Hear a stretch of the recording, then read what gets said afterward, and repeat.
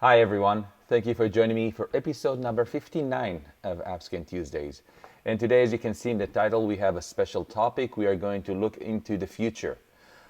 This is the first time we're not going to talk about something that is coming now or already exists. This is coming next year.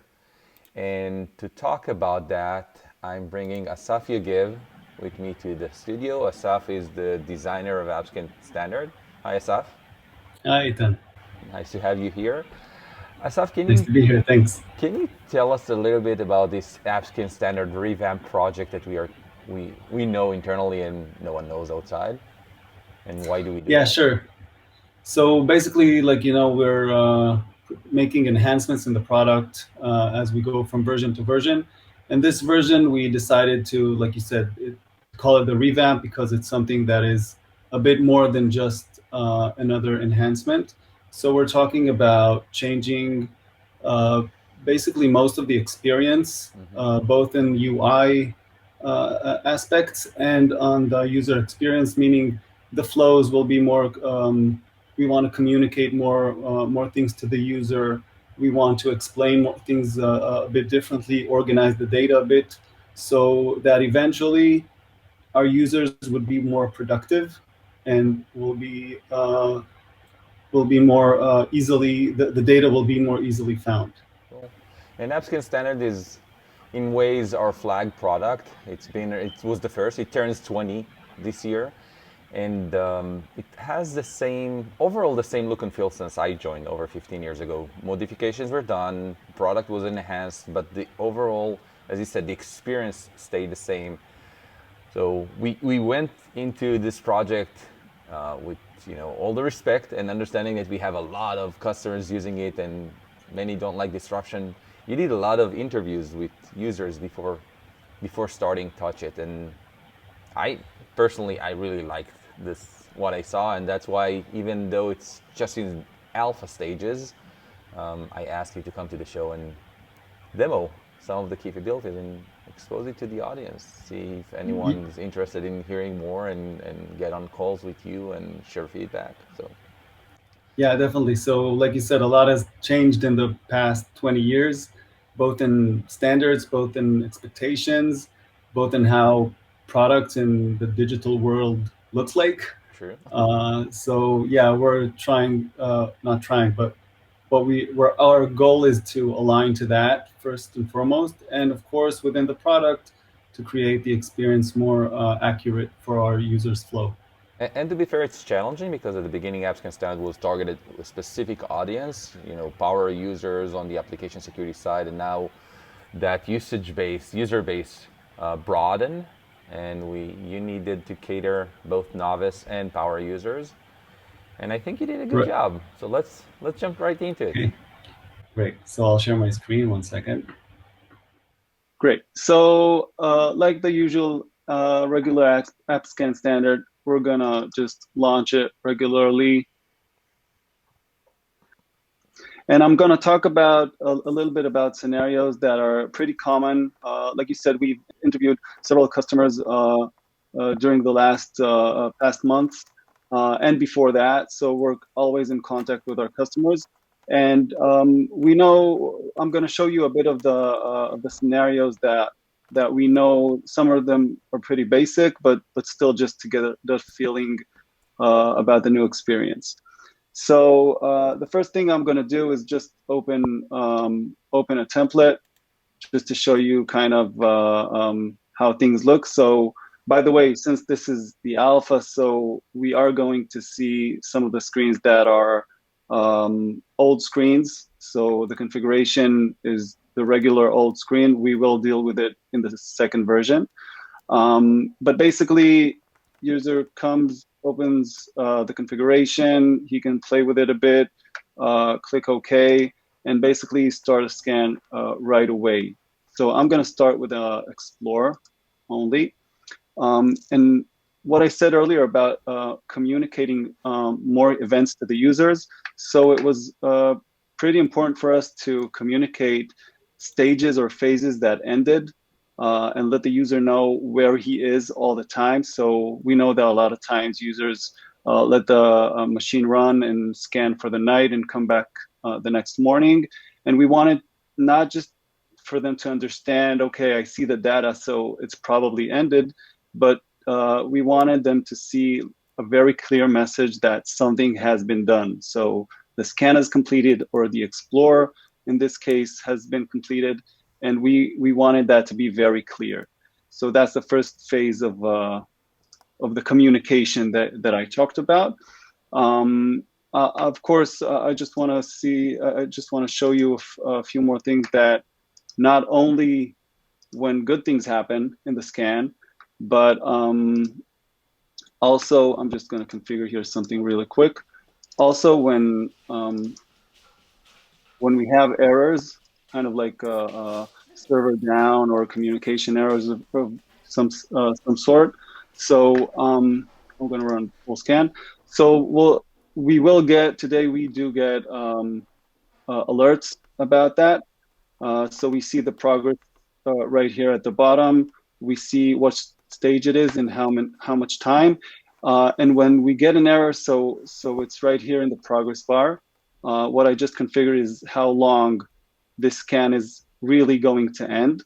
So it's not the default, but we're going to see it in a few seconds that when a scan does stop for some reason, we don't just give you the reason, we give you the solution or the possible solutions that the user can use. Meaning, if it's an advanced user, so we can see this and see, okay, I know what to do, so I'll close it and just start diving in. But if it's a more novice user, like you said, so sometimes he would like the next version list will be able to right now AppScan Standard, but by the way, next version will be able solutions aren't always in parallel in the configuration or in AppScan Standard. In general, they could be in Windows or in other troubleshoot areas of the machine. So we have this option to see this in more detailed view and basically to see them both in parallel. So one of the things that you mentioned earlier, I mean, I may run AppScan Standard and go for a coffee, go for lunch, go for the night, come back while there was the red alert at the beginning and there is a scan log. The alert will disappear when the scan completes. So this persists and saves me the trouble of trying to figure out what went wrong. It makes it very in my face. Right, definitely. And of course, along the way, I can always go back to the configuration and the navigation panel and go one step back and see if I can fix things in the configuration regardless. Okay, so hopefully everything went okay, and I did manage to troubleshoot all my errors. And then we get to the scan is, let's say the scan is completed, and we get to this view. So since this is a scan that already completed and has all the information, including data and issues, so we see it in the issues view. Now, what we know from our users is that most of our users perform at least some kind of basic triage.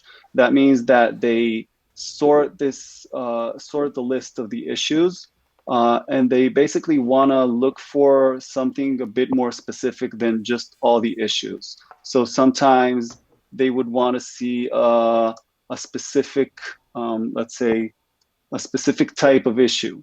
Okay, so they can search for it in the search box. Sometimes they would like to see maybe just the high severity issues, so they can do that as well. So we have a set of filters in search that allows us, and of course sorting, because now, as you see, it's a table and not a tree. So I can sort it by the URL and maybe see that these URLs, if I expand this a bit, so I can see which URL I'm in, and I can, for example, if I want to deal with all these URLs, and I know for some reason that all these URLs are, let's say, all these issues in this URL, for some reason, I want to change their severity. So I can go to the severity and click all of them together and change that to medium.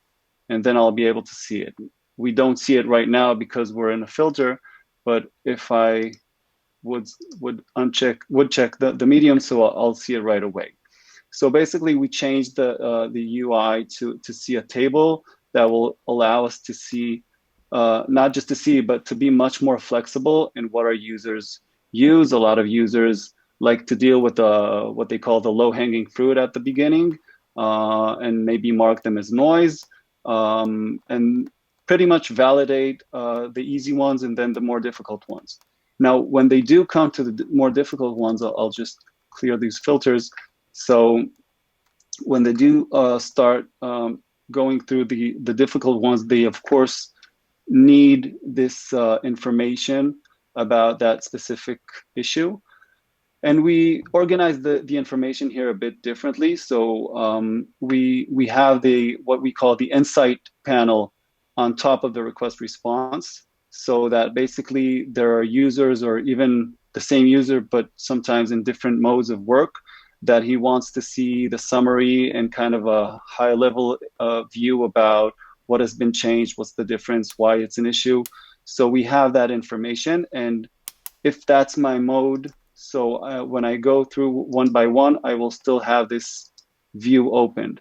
And like I said, sometimes it could be a more expert user. It could be someone that is more focused on the request response itself. I don't need to collapse this every time. Once I do it, if I do it one time, the view saves, and then I can see this view. I can open this a bit more. If I want even a bit more real estate, I can close the navigation, and then I have much more room to see the data. So so that's pretty neat for the issues. And one more thing I want to show you is that we combined the how to fix, the fix recommendation, and the advisory to one tab that's called How to Fix. So this is what we call the AppScan Security Knowledge Center. It will be synchronized along all AppScan products, and it will be updated frequently. So if, for instance, I see this issue in AppScan Source, it will have the exact same information like in AppScan Standard and in other AppScan products as well. You're stealing some of the thunder from next week's session about the 10.05 release, but that's okay.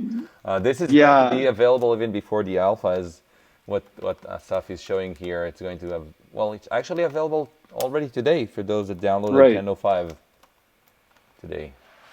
Right, yeah. So it's in the old AppScan Standard, and of course will be also in the new one. Mm-hmm. But as part of this revamp, it's also very important. Yeah, I agree. Yeah. So, and the last thing that I want to show you is that we noticed that our users, a lot of them use the dark mode, and a user that has a dark mode in his machine usually likes to expand to more and more applications. So AppScan Standard has aligned, and through the view, we can just change this view to dark mode. We know we've talked to a few users by now, and they really like this part.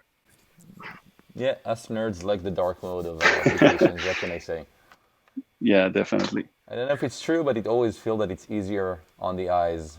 Maybe we're just lying to ourselves, but it doesn't matter. Yeah. Cool. So we talked about the tables, which is, I think I told you before the show, I got used to it so fast that when I went to AppScan Standard as it is today, I didn't know where it's gone. It's really, really convenient. The ability to group and the ability to search by, we had the abilities to do those items, or some of them, before, but now it's much easier, much quicker to achieve the goal. And basically that's what you were trying to do here.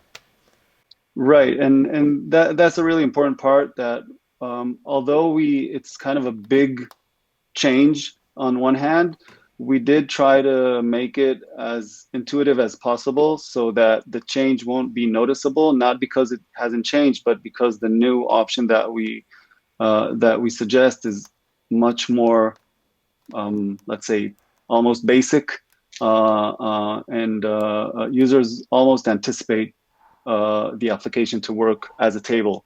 Yeah, exactly. It aligns with today's practices. So Right. people will be surprised at the first 10 minutes and then, oh, yeah, it wasn't always this way. Yeah, exactly. So we have a lot of other features like that, including scan status, and more in the area of communication or communicating actions to the user that we already did usability testing on them, and they pretty much feel the same. So we're going step by step, but we're making sure that our changes that we're making are really easy to understand Cool. and beneficial. Let's bring you back to the studio. Yeah. Yeah, so here I am. Thanks, Asaf. This is really, really fun looking at this. And the goal for this session, for you out there, viewers, is if you like what you saw, hey, give us a thumbs up. Let us know. Let us know what you think. If you didn't like, again, give us a thumbs up. But tell us why. What do you think we need to do different, and what if you want to see more? Definitely. So feel free to put items in the comments below, or reach out to me, or reach out to your HCL representative, and we will set up a meeting between you and Asaf and maybe others, probably others from the AppScan Standard team. We really want to hear your feedback. It's one of those speak now or forever hold your peace moments. You have the ability to influence the future of AppScan Standard, which is pretty awesome, in my opinion. Right. So we're definitely looking forward for feedback about this alpha, and of course when we release the beta as well. So mainly for the users to for them to be able to speak for themselves, and to influence what they're going to use in the end of the day. Yeah. And there are no wrong feedbacks. I mean, everything that you have in mind, we would like to hear about. Not saying that we are going to address all of it, but we do want to hear. And just to make sure that it's clear, the alpha is not going to be shared with you. If you're interested, we will wait for the beta with that, but we do want to have those meetings and get your feedback and show you more of the plans that we are planning. We have now. As I mentioned earlier, when Asaf was doing the demo, we are going to do next week. We are going to have our AppScan 10.05 launch. AppScan 10.05 was just released today or yesterday, depends when this goes live. So go and enjoy it, and hopefully you will come back next week to see the launch. Anything before we go, Asaf? No, pretty much covered it all. Thank you very much. Bye-bye, Asaf. Thanks a lot, Aidan. Bye.